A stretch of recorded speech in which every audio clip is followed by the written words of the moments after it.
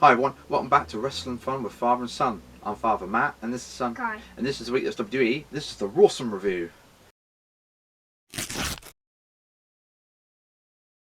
So this is the Rawsome review. It's a bit annoying. I've done all like a new intro video. I did all a new like sort of logo, and they're going to change the Raw logo next week with the start of the season. They're going to change the logo. A bit frustrating that, but oh well.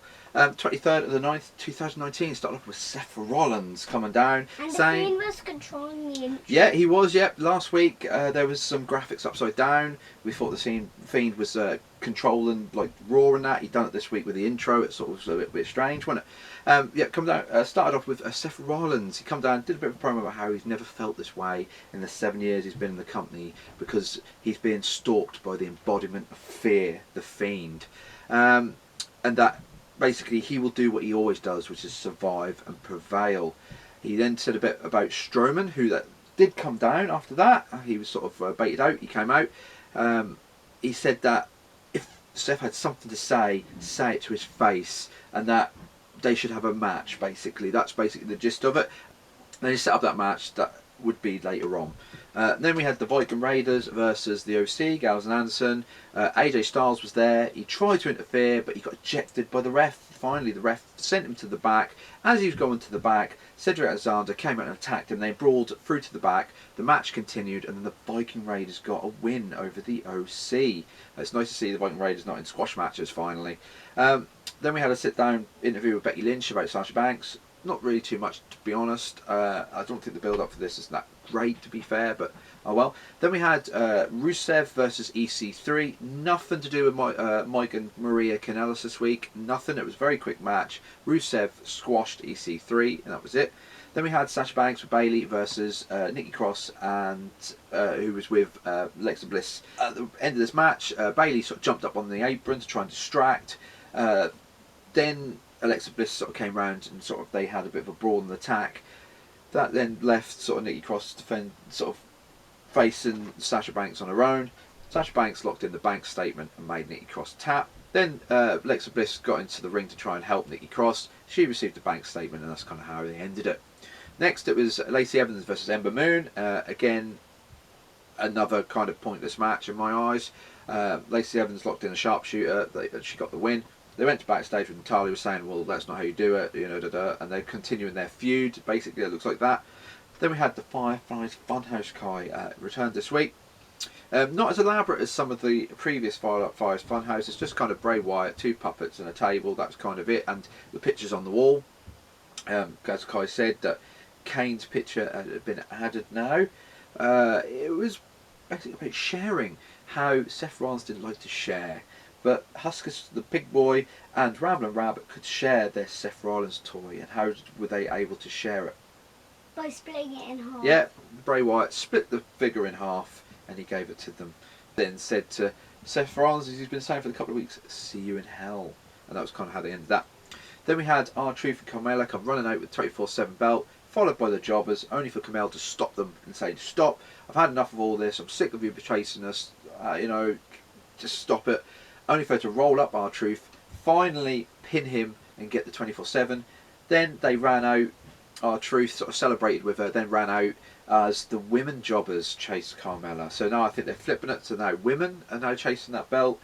I did say this a few months ago, why isn't Carmella gone for this belt? She's always with him, and they've finally done that now, so they kind of paid off that.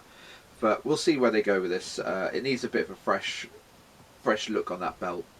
Then we had King Corbin versus Chad Gable. He did a bit of a promo again, how he says the match will be short, referring to Chad Gable's size again. The match ended in a DQ because Chad Gable locked in the ankle lock. Corbin got the scepter, his scepter for the King of the Ring. Then he attacked Chad Gable with it, and they had a DQ finish. Then we had the AOP, did another one in backstage interviews saying about nobody knows what who the AOP is. We'll show them. They walked down the corridor, they attacked Heath Slater, and then they said, no, everyone will know who the AOP is. I don't know where they're going, we'll see.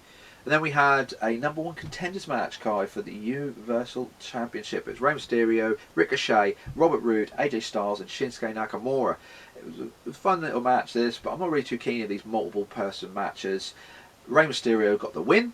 So he's now on a big winning streak. A couple of months ago, he was on a big, massive losing streak, Kai. Now he's on a winning streak. He's now gone for the Universal title. But will he win, do you think? Will he beat Seth Rollins?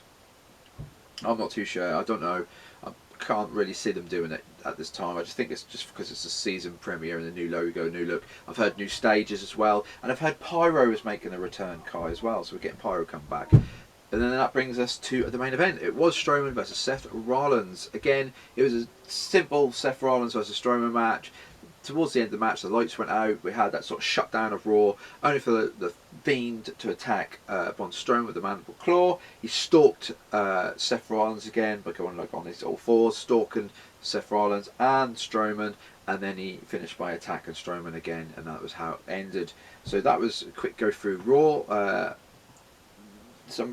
There were some noteworthy points, obviously. Seth Rollins, that Fiend storyline.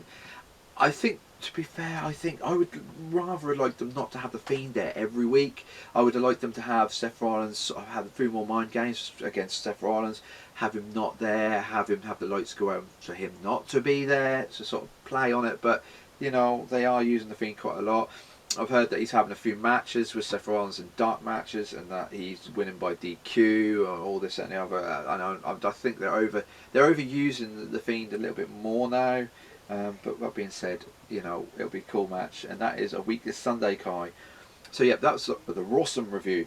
Next week it will be a new logo. I'll have to work on all the graphics again, and we'll have to work on the intro video again and put the new logo in it. But oh well, I wish I'd waited, but oh well, we'll do that over the weekend. But yeah, I think Raw wasn't too bad this week. It's petering in the middle. It's not as good as NXT was last week, but still, it's not too bad.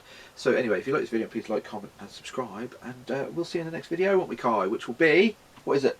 SmackDown. Yep, the Out of the Blue SmackDown review. So I'll say goodbye, and say goodbye, Kai. Goodbye. Goodbye.